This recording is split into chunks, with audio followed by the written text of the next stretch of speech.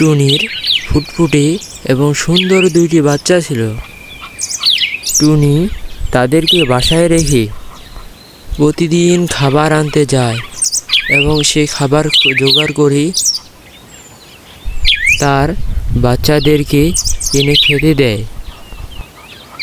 এভাবেই প্রতিদিন সে তার বাচ্চাদেরকে খাবার এনে দিত। হঠাৎ একদিন ঈগল এসে বলে, এই যে টুনি, আজকে আমি তোমাকে খেয়ে ফেলবো। অনেক দিন হলো আমি টুনি পাখি খাই না। এই, তুমি আমাকে খেও না। আমার ছোট ছোট দুটি বাচ্চা আছে, তাদেরকে কে খাবার এনে দিবে? তারা যে অনাহারে না খেয়ে মরে যাবে। আমি আজকে তোর কোনো কথা শুনবো না। আমি আজকে টুনি পাখির মাংস খাবই। তোর শেষ ইচ্ছে কি বল আমাকে। আমার শেষ ইচ্ছে, আমি আমার ছোট ছোট বাচ্চা দুটোকে একবার দেখতে চাই। ঈগল তখন তাকে যেতে বলে। মারে, ওই ঈগল পাখি আমাকে খেয়ে ফেলবে। এখন তোমাদেরকে একাই থাকতে হবে। তোমরা ভয় পেও না, তোমাদেরকে আমি সব জায়গা দেখিয়ে দিই। এই যে দেখো, এটা পুকুর। এখানে এসে তোমরা সকালবেলা পানি খাবে। একা কখনো আসিও না। আর ঝড় বৃষ্টি আসলে এখানে এসে তোমরা আশ্রয় নিবে।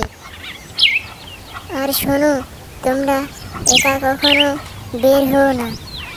মনে রেখো, দুজনে মিলে তোমরা বড় শত্রুকে মেরে ফেলতে পারো। ভালো থেকো মা। শোনো বোন, মা বলেছে দুজনে মিলে অনেক বড় শত্রুকে মোকাবেলা করা যায়।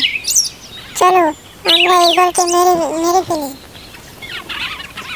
এদিকে টুনি যায় ঈগলের কাছে। ঈগল তখন অপেক্ষায় থাকে। সেখানে টুনির বাচ্চারাও এসে পড়ে। তোমরা এখানে কেন এসেছো? তোমাদেরকেও তো এই ঈগল খেয়ে ফেলবে। মা, তুমি বলেছো যে দুজনে মিলে অনেক বড় শত্রুকে মোকাবেলা করা যায়। আমরা আজকে ঈগলকে মেরে ফেলবো। দাঁড়াও, তুমি চিন্তা করিও না।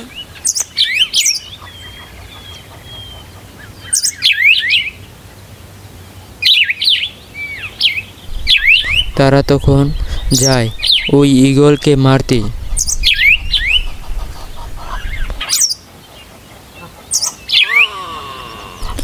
দুই বাচ্চা মিলে তা ঈগলকে মেরে ফেলে।